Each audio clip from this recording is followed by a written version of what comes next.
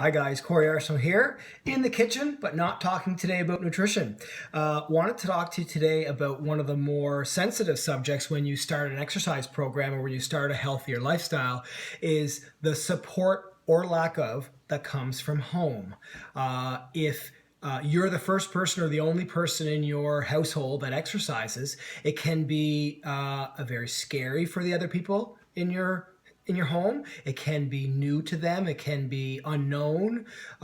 It just can be something that's very uncomfortable for everyone else because maybe you're not around as much. Maybe you start to eat differently. Your lifestyle starts to change. And that can be a red flag when one person starts to make that effort and the rest of the family isn't quite on board yet. Now, this is not a marital support type talk. It's just as a coach, I deal with these issues every day where maybe one spouse is joining a gym and the other spouse does not, and maybe doesn't support or hasn't been encouraging it, doesn't want them to go, puts up roadblocks, and that can be absolutely devastating to the person trying to make themselves healthier. So here's what I've come up with. I have 3 tips that we try to go over with when we've got someone in the house who's starting exercise and maybe everyone else in the house, family, kids, spouse, husband, wife, isn't quite on board. Number 1, maybe you exercise when no one else notices you're gone. Whether you've got to get up early, get up at 5 or 6 and get it done, get home before even anyone notices mom or dad is gone.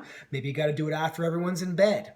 You've got to find a time that if you're being missed, that you've got to do it earlier or after that no one notices you're gone. How can anyone tell you you shouldn't be doing it when you're home before they're even awake, or you're gone when they're in bed? So you can eliminate that barrier by exercising when no one else notices that you're gone. Number 2, here's a big one. Involve the people around you. If it's your children, you involve them with exercises. If you go to the basement for a video or you do a DVD in your basement, you involve them with it. If it's a PD day and you're exercising during the day, maybe you bring the kid to our class. We have classes for kids. Mommy and Me is Monday, Wednesday, Friday at 10 a.m. Maybe you bring the child so that the child starts to see what you're up to, and then that way they can support you when they say look how strong mommy's getting, look how strong dad, look how hard mommy's working, right? Then the kids get on board. If it doesn't work out for like a class like that, but it's a PD day or a day off from school, you're welcome to bring your kids to our facility into the classroom, okay, for every class but yoga. So if it was my class on Saturday morning at 10 a.m. and you had a couple of children and you were going to miss a workout unless you brought them, you are welcome to bring them. They can sit in the corner, they can play a game, they can play in the toy box, and if they're mature enough and they bring clean sneakers, they can participate. And it's on a case-by-case basis, just to be sure. We do encourage you to bring a child if it means you're going to get your workout in, but only if it doesn't disrupt other people around it. So it's very case-by-case basis there. So involve them. Another thing is to involve your spouse. Maybe you want to go for a walk in the evening. Instead of saying, hey, let's go for a walk, it's, hey, would you like to go for a walk? It's how you bring it up. We had a recent member who's been doing very well, but for years and years could not, for health reasons, his wife could not exercise. And now every evening, they go for walks together, and she's lost 35 pounds since January. Because in January, he said, I'm going to go for a walk. Would you like to come? And just whatever the scenario was, she said yes. He didn't force her. He didn't push her to do it. He just said, I'm going to go for a walk for about a half hour. Would you like to come with me? And that's all you can do. You can never, when people join our gym, when a spouse joins our gym and says, I want to bring my husband, I always say, no.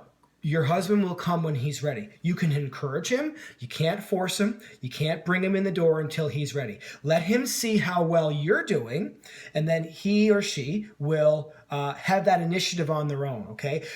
You'll have a much greater chance of that person sticking to it and supporting you if they make it their own decision versus feeling forced to do it, okay? The other thing you can do, the third tip I have, is simply asking your family for support. Saying, I can't do this alone. I need your support. I need you to, is it okay if I go to the gym at 5 a.m.? Will you get the kids up to get them breakfast? If I go after work, is it okay if that you get supper ready on these days?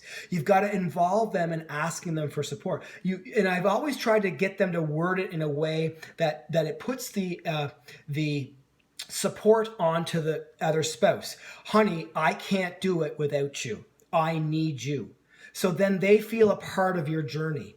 So it's not just me doing this individually. I need help. Like I need me personally, Corey, I need Michelle's help to help me do this bodybuilding show. I need her to help me be a better parent. I need her to help me be a better husband. So, and I know she needs me. So I try to make her life as easy as I can these days, and vice versa. So we've, and I'm lucky. I'm very lucky to have a spouse that is in the same lifestyle as me, but I certainly realize that is not always the case. So I found that asking family for support, maybe it's, honey, can we just save our date night till Saturday and not go to the dairy bar on Tuesday and Thursday and go to Burger Love on Friday, right? We together as a family decide that Saturdays is Burger Love Day, not eating out Tuesday and Thursday and Saturday. You'll never approach the physical, you'll never get to the weight loss goal you want if every evening or 4 nights a week is date night, treat night, okay? So that's kind of my 3 tips. Do it when people don't notice, so they can't really have anything to say about it. Involve them, getting them involved somehow, asking them, would you like to come for a walk with me? Would you like to come to a class tonight? And then asking for them for support. Turning it back onto them that you can't do it without their help, okay? Those are 3 tips I found helps people when there are less supportive people, or just maybe they're not sure of your new lifestyle and you want to introduce this slowly to them. So if you have any questions or comments, please comment below. Love sharing these sort of tips and topics with you, and I'd love to hear your comments. This is Corey from Stretch. You have a great day.